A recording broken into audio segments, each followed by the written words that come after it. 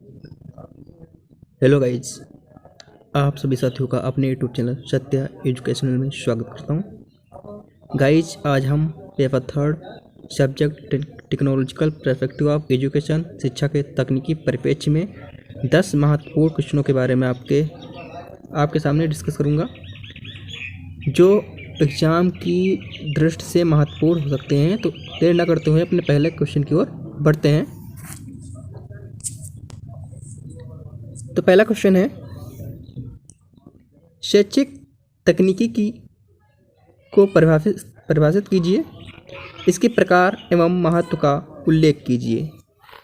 इसमें आपको तकनीकी परिप्रेक्ष्य की परिभाषा, उसका अर्थ और उसके प्रकार, जो तकनीकी शैक्षिक तकनीकी का महत्व है उसका उल्लेख करना है, उसका वर्णन करना है।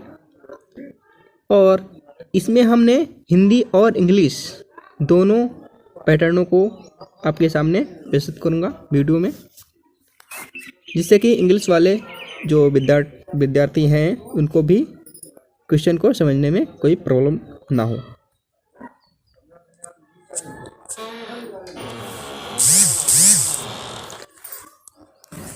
Define the term educational technology, discuss type and importance in detail. जो मैंने हिंदी में लिखा था वही इंग्लिश में मैंने लिखा है, जिससे कि इंग्लिश वालों को प्रॉब्लम ना हो। हिंदी वाले तो वैसे भी हिंदी पढ़ ही लेते होंगे, हिंदी को देख लेंगे। क्वेश्चन नंबर 2, विभिन्न प्रकार की शैक्षिक तकनीकी के विषय में उचित उदाहरण सहित विस्तार से वर्णन कीजिए। Right about various type of educational technology in detail with suitable examples. तो इसमें लिखना है कि विभिन्न प्रकार की जो शैक्षिक तकनीकी होते हैं उनके बारे में आपको लिखना है। फिर उनके उदाहरण, मतलब जो आप शैक्षिक तकनीकी के प्रकार लिखेंगे उसका प्रत्येक प्रकार का एक एग्जाम्पल आपको देना है जो सूटेबल हो। मतलब शैक्षिक तकनीकी के जो रूप होते हैं, प्रकार होते हैं, वो वैसे तो 2 प्रकार के होते हैं। तो उन दोनों प्रकारों की जो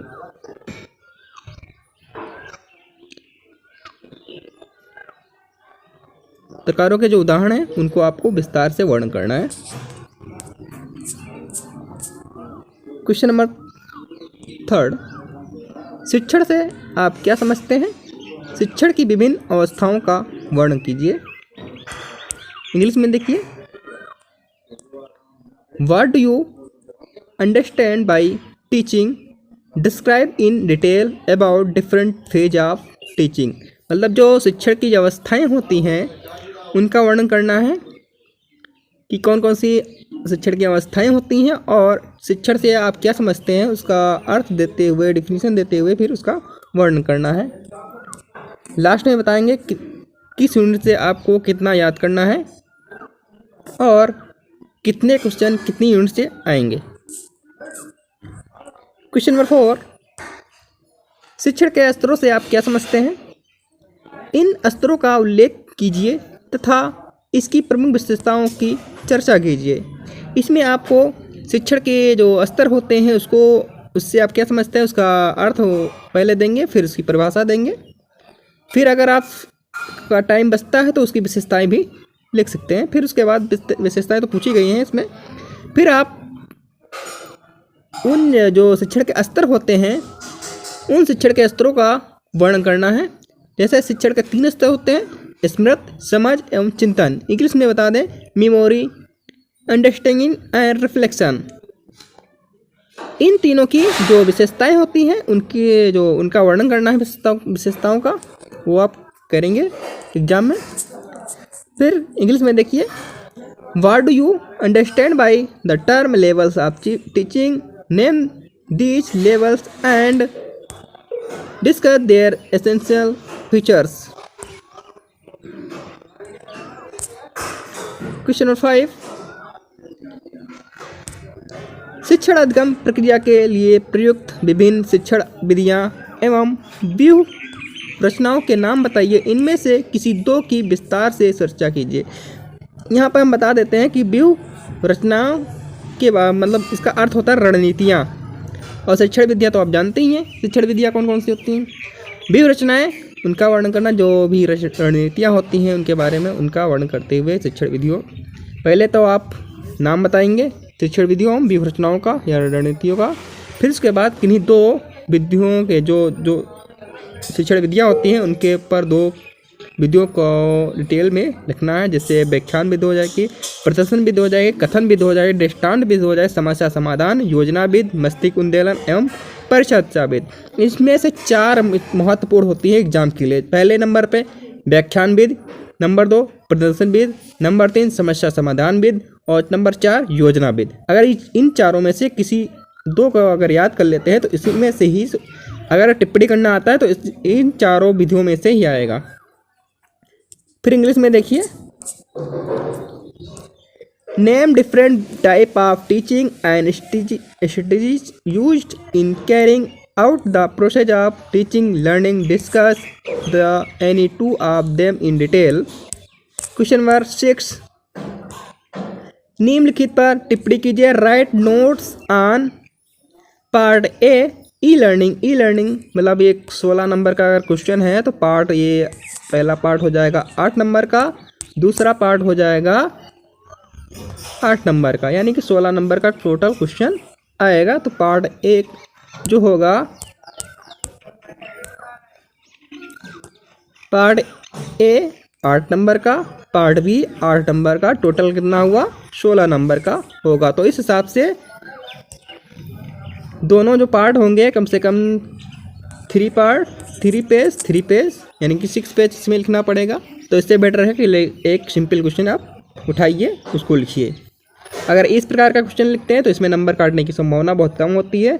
अगर ये 8 नंबर का है तो 7 नंबर या 6 नंबर आपको अवश्य देगा। अगर 6 नंबर का अगर 6 नंबर आपको देता है,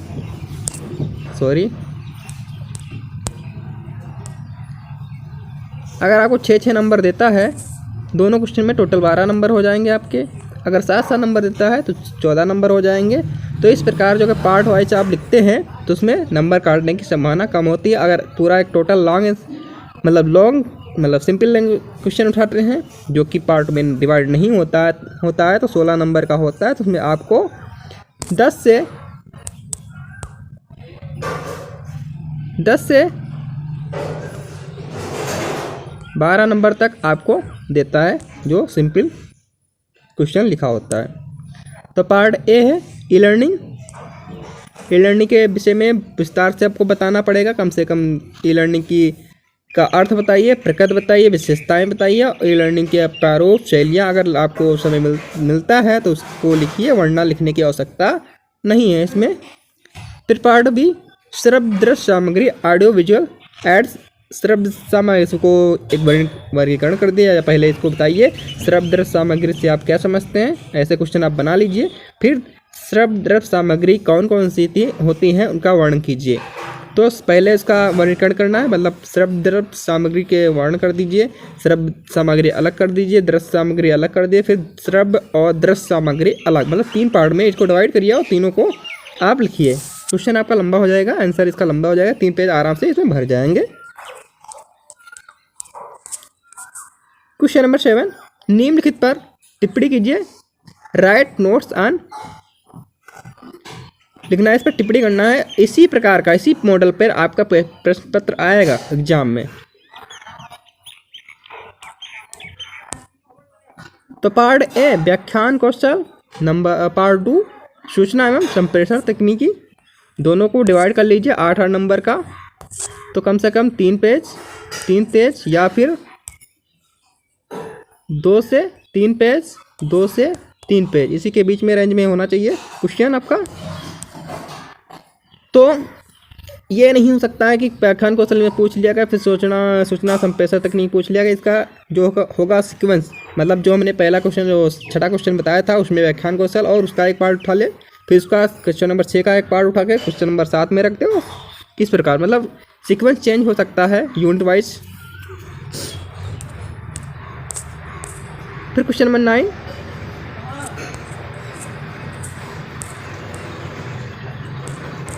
सॉरी।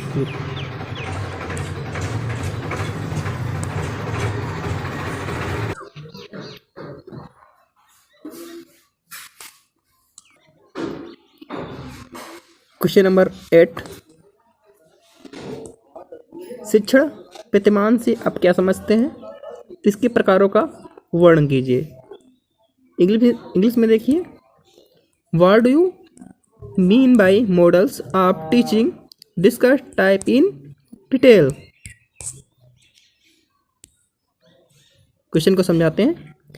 शिक्षण प्रतिमान से आप क्या समझते हैं? इसमें भी आपको क्या करना है, शिक्षण प्रतिमान का अर्थ बताना है, कॉन्सेप्ट बताना है, कॉन्सेप्ट में अवधारणा, फिर उस शिक्षण प्रतिमान की परिभाषा, विशेषताएं देना है, फिर उसके जितने भी प्रकार होते हैं शिक्षण प्रतिमान के, उनको आपको लिखना है, पहले उनका नाम देना है, फिर प्रत्येक का वर्णन करना है। शिक्षण प्रतिमान जो होते हैं 3 होते हैं।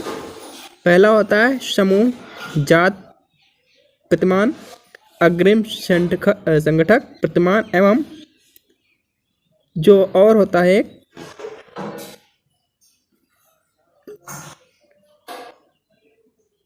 अटेनमेंट मॉडल्स, उपलब्धि प्रतिमान। फिर इन तीनों का एक एक हेडिंग डालकर आपको वर्णन करना है।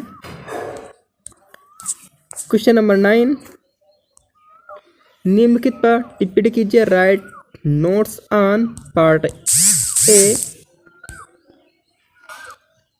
अब क्रमित अनुदेशन के प्रकार, type of programmed instructions. Part B, आभासी कक्षा कक्ष यानी कि वर्चुअल क्लासरूम, इसके बारे में आपको लिखना है। क्वेश्चन नंबर 10, सूक्ष्म शिक्षण की प्रक्रिया एवं महत्व के साथ व्याख्या कीजिए। इंग्लिश में देखिए,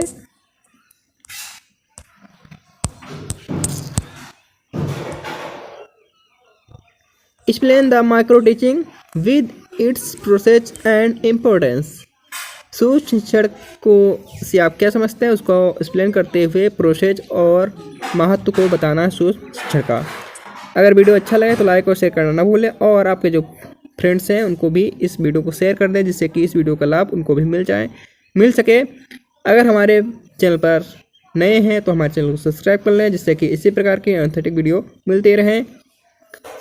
फर्स्ट सेमेस्टर के पेपर होने के बाद जो सेकंड सेमेस्टर का है उसकी क्लासेस रेगुलर चालू कर दी जाएंगी। तो इसी प्रकार हमारे चैनल पर बने रहिए। Thank you.